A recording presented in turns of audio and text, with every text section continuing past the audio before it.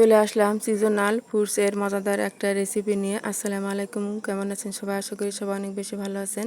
তো এখন তো আমের সিজন, তো আম এখন পেকে গেছে, সব জায়গায় এখন আম পেকে গেছে। তো পাকা আম কিন্তু ঘরে বেশি দিন থাকে না। তো সেই আম কীভাবে সংরক্ষণ করা যায় সেই রেসিপি নিয়ে আসলাম। তো এখানে আমি কিছু একদম পরিপক্ক আম আমি পিল করে নিয়ে একটা পাত্রে আমি রাইস কুকারে দিয়েছি। তো এখানে আমের ভিতরে দিয়েছি চিনি, সাদা এলাচ, লবণ দিয়ে আমি ভালো করে জাল করে নেব। তো আমের ভিতরে যে পানি থাকে, দেখা যায় যে রোদে দিলে অনেক দিন সময় লাগে, তারপরে দেখা যায় যে বৃষ্টির কারণে ভালোভাবে শুকানো যায় না। তো তার চেয়ে ভালো হয় যদি আমরা রোদে দেওয়ার আগে 90% পানি যদি আমরা চুলায় শুকিয়ে নেই, তাহলে তাড়াতাড়ি রোদে দিলে শুকিয়ে যায়। তো আমার এখানে জাল করা হয়ে গেছে। তো আমি এখানে আগে বলেছি এখানে চিনি দিয়েছি, সাদা এলাচ, লবণ, এটা আরও সুস্বাদু করার জন্য। কারণ আমরা সবাই আমসত্ত্ব বানাই, দেখা যায় যে একই ধরনের, কিন্তু এই আমের ভিতরে যদি চিনি, সাদা এলাচ, লবণ দিয়ে জাল করে তারপরে রোদে দেওয়া যায়, তাহলে এই আমসত্ত্ব বহু গুণ স্বাদ বেড়ে যায়। তো এই আম আমি 2 থেকে 3 দিন আমি জাল করে আমি শুকিয়ে নিয়েছি, অনেকটা পানি শুকিয়ে নিয়ে এই তো আমি একটা বড় স্টিলের প্লেটে একটা পলিথিন কাগজ দিয়ে তার উপরে আমি আম ছেঁকে দিলাম। ছেঁকে দিয়ে আমি এই তো রোদে দিয়ে আমি মশারি দিয়ে ঢেকে রেখেছি, যাতে করে কোনো ধরনের পোকা, বাইরের কোনো কিছু মাছি এগুলো না পড়ে। তো এই তো আমার প্রথমে যে লেয়ার দিয়েছি সে লেয়ার কিন্তু একদম শুকিয়ে গেছে। তো এখন আমি আবারও দেবো। তো ওইগুলো শুকাতে শুকাতে আমি আবারও আমি ওই একইভাবে মশলা চিনি দিয়ে জাল করে নিয়েছি।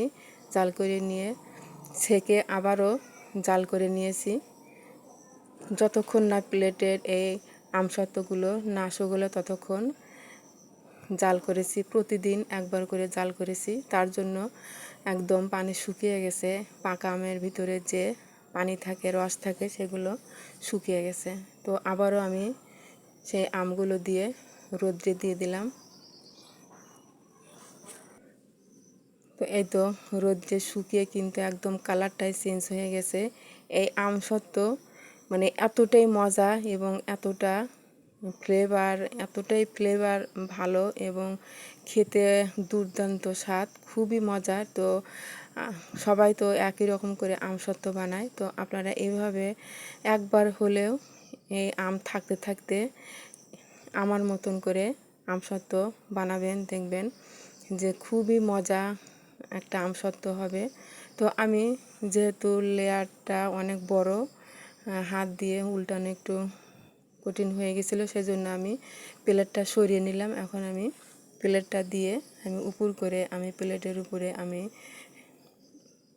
আমসত্ত্বটা আমি ঢেলে নেব।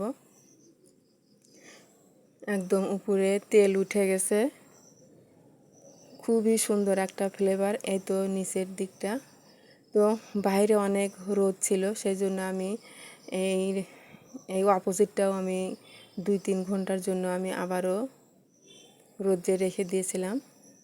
শুকিয়ে গেছে, তারপরও যেহেতু রোদ ছিল সেজন্য আমি অপোজিটটা আমি আবারও রোদে শুকিয়ে নিয়েছি। তো এখন আমি কেটে নেব।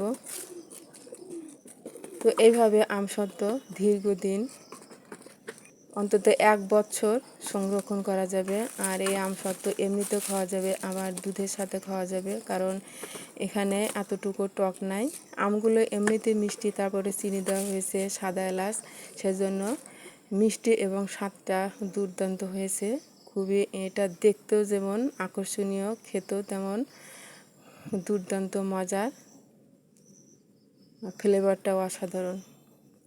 তো ভিডিওটি কেমন হলো বলবেন, ভালো লাগলে লাইক, কমেন্ট, শেয়ার দিয়ে সবাইকে দেখার সুযোগ করে দিবেন। আর যারা যারা ভিডিওটা দেখলেন এতক্ষণ কষ্ট করে, সবাইকে অনেক অনেক আমার পক্ষ থেকে অনেক দোয়া ভালোবাসা রইল। আর একবার হলো এভাবে আমসত্ত্ব বানাবেন, খুবই মজার একটা আমসত্ত্ব। মানে আমসত্ত্ব খাওয়া শুরু করলে আর শেষ হবে না মনে হয়, যে খাই এরকম একটা আমসত্ত্ব। দেখেই অনেকটা লোভনীয় লাগছে, খুবই মজার একটা আমসত্ত্ব।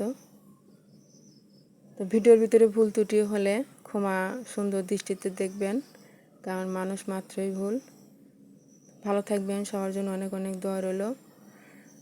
আর যাদের সামনে ভিডিওটা যাবে ফুল ভিডিওটা দেখার চেষ্টা করবেন, যেহেতু রান্নার ভিডিও প্রথম থেকে শেষ পর্যন্ত না দেখলে দেখা যায় যে শেখা যায় না। তো ভালো থাকবেন, সবার জন্য অনেক অনেক দোয়া রইল।